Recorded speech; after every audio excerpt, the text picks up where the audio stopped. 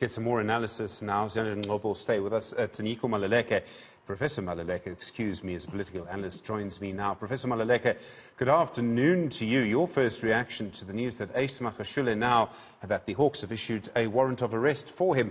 As I say, this is something that we've been expecting, but it's still a dramatic moment. Yeah, certainly, Stephen, it's something that we knew was going to happen. We were prepared for it with that false alarm about his warrant of arrest before. Look, if Ace Magashule was an ordinary member of the ANC, and if he was just an ordinary Joe, there shouldn't be anything untoward, anything surprising about someone suspected or alleged to have participated in this great asbestos fraud to be wanted by the Hawks.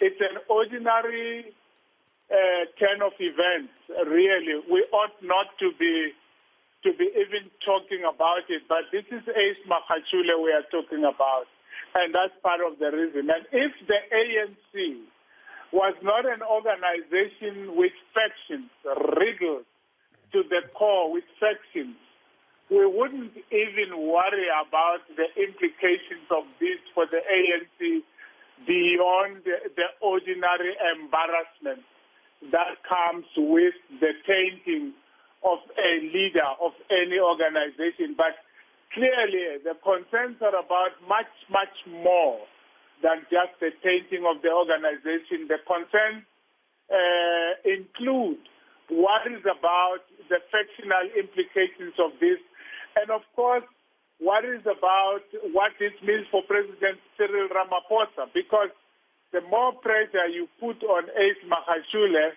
the more pressure you put on President Cyril Ramaphosa, President of the ANC, Cyril Ramaphosa indirectly.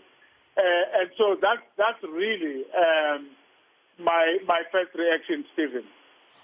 Professor Maluleke, it's Ziyanda from the politics desk here. I just wanted to know from you, how significant or how much should we be reading into the fact that there's a group of ANC members that's seemingly gaining momentum within the Free State, marching against Ace Magashule? I mean, this is not something that we'd ordinarily see, but is this going to form part of, the escalating internal factional battles? It probably will, Ziyanda, but the question is which faction will pull a bigger crowd? And that, of course, is such a sad thing to remark about. But we have to say, because what is happening here is that Ace Magashule is trying to reinvent, reintroduce Zuma moment of the years 2006 and 2005 and maybe 2007 as well. That is a member of he wasn't quite, yes, he was, a member of the top six being implicated in something serious and therefore looking for sympathy and support everywhere. This is where we are going, and this is what I think the Ace Magashule faction will hope can happen. And so we are going to see a contestation, not just one group marching against Ace Magashule. We might also see a group marching in favor of Ace Magashule. In the studio with me, our senior political reporter, Ziyanda, also the political analyst, Professor Tinyiko Maluleke, joined now by the analyst, Lokona Mguni. Lokona, good afternoon to you. Let's just start with what this does to the politics of the ANC within its National Executive Committee, an NEC which I think we could safely say is fairly divided on issues around corruption. Good afternoon, Stephen. Absolutely, there will be some divisions that will crystallize much more than they have, because now you are no longer dealing with issues of allegations, whether people should appear before the Integrity Commission of the ANC or not, because there are prevailing negative media reports on them. Here we are being told that the engine of the organization, the Secretary General, is facing charges and will probably appear before the end of this week in court. Well, we seem to have lost that line to Professor Mguni. Lekona Mguni. He'll be a professor soon, I'm sure. Professor Maluleke, already a professor. I do want to pick up on this point with you. I would like to use this analogy that suggests that you have the ANC already under pressure, you have the different factions under pressure and all pushing against each other. Now, a massive rock of pressure has been placed on top of that. In other words, you had a pressure cooker within the ANC, someone's doubled the temperature in there. Oh, yeah, certainly. This certainly doubles the temperature and makes things, intensifies things, if one may say so. And I think that the pressure will be on the top seat, the pressure will be on Ramaphosa. Now, the agreement about people stepping aside once facing charges will come under serious scrutiny at this time.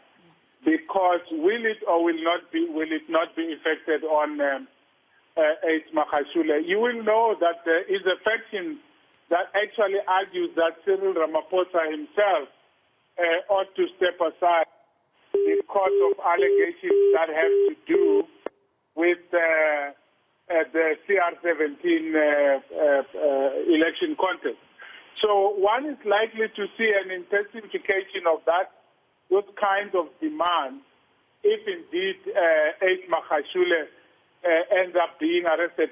In fact, you could argue that the arrest of Ace Magashule, or at least the prospect of it, will bring to a head all of the threats, in inverted commas, that Cyril Ramaphosa has been making since he came into office, but especially since he wrote that open letter.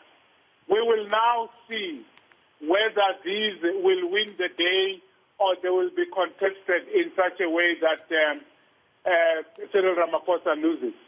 I mean, Professor Zyanda again here, how much of a role then has the State Capture Commission contributed towards the escalating internal factional battles within the ANC, given the fact that you've actually just mentioned that letter by the president and the pressure that he's now going to face? How much longer can he sustain the anti-corruption narrative whilst managing those factions within the governing party? Yeah, look, I don't think we could blame the Zondo Commission for any of this, really, because the Zondo Commission is a product of state capture rather than the other way around. It doesn't manufacture state capture allegations. It came about because of state capture allegations. And one hopes that it will prevail and produce a credible report in the end, but the last thing we can do would be to blame it for escalation of things. Of course, we have seen more arrests being made recently, some of them quite linkable to the Zondo Commission. But the Zondo Commission has always only been doing its job. Whether it has done that job well enough is something that we will have to wait and see. But I think Zondo would like to think he is helping the cause of fighting state capture in South Africa, and that those people in the ANC who are reasonable are likely to welcome not only the activities of Zondo, but also the intensified activities of the Hawks and other law enforcement agencies. Professor Maluleke, I'm going to ask you to remain with us. Lekona Mguni rejoins us now, the political analyst. Lekona, we've been discussing the NEC, the divisions within the ANC, NEC. It's important to also look at the branches within the ANC. It's a much more difficult picture to try and assess. Is it possible to know how much support Ace Magashule has among ordinary rank-and-file members of the ANC?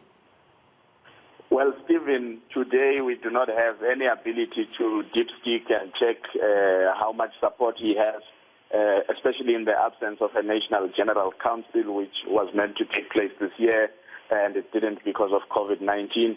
All that we have is that at the last check, he had enough support that carried him to become the Secretary General of the ANC. There was a point in time that he appealed to the most number of voting delegates of the ANC for him to occupy the position that he occupies. Now, that is very significant because it then says if anything happens to him with implications of him maybe temporarily vacating his seat, we may see some, and we are starting to see, if you remember when the first reports, when he sort of said there is an arrest warrant against him, started seeing some branches saying, well, they'll petition for an urgent National General Council. Well, we know, Stephen, when a Secretary General is affected, we saw this with COSATU at the time when Zwelinzima Vavi was embattled within the organization, how much division it created. And also it does necessitate a thinking of a special conference, because that is an elected position, and members, party members, will be reluctant to have somebody acting there right into the 2022 conference, because it would mean that you are occupying that seat now by proxy rather than by mandate of the branches. I mean, it brings us to the next question, which is COVID or no COVID. To try and have a National General Council for the ANC under these political conditions would seem to me to be virtually impossible. Well, under political conditions and financial circumstances, I don't even think they've got the money to go to a National General Council and still contemplate running a successful 2021 municipal local government election campaigns, which are going to be highly contested. And of course, the taps now, the more people that get arrested, the more people having their assets frozen, the more people having some of their assets seized, that begins to temper with the fundraising capacity of the ANC, because some of the people, as we are beginning to learn, particularly from the State Commission or Capture Commission of Inquiry, we are beginning to appreciate the fact that some people were implicated in wrongdoing, but some of the proceeds of that wrongdoing were finding their way right into Luthuli House. So the patronage network of the ANC machinery is being tampered with here, and therefore these grand conferences and campaigns are going to suffer. And I think it will be a both function of politics but also a function of finances, that it can't go to an NGC. If the politics necessitate an NGC, Stephen, there's no doubt that NGC will just be about a similar concept of what we call Puma Silwe, which is let us just have an all-out battle. Right, Professor Maluleke, I mean, in the middle of all of this, you've got the possible reaction of Ace Makashule himself. We know that he will deny wrongdoing, certainly he has in the past, on this kind of issue. Does he go aggressive? Does he attack other people in the ANC? Does he attack directly or indirectly President Cyril Ramaphosa in a bid to save himself? Well, in a way, he has already showed his hand, in that his lawyers have pleaded that there should be no Hollywood-style arresting of him, and that he is willing to cooperate, but his dignity should be respected, and so on and so forth. So one expects that his reaction might be along those kinds of lines. But I couldn't agree more with the corner about the difficulties of having a general council at this time. Of course, there is the DA option, which is doing it online. I just don't know that the ANC is built for that for now at all.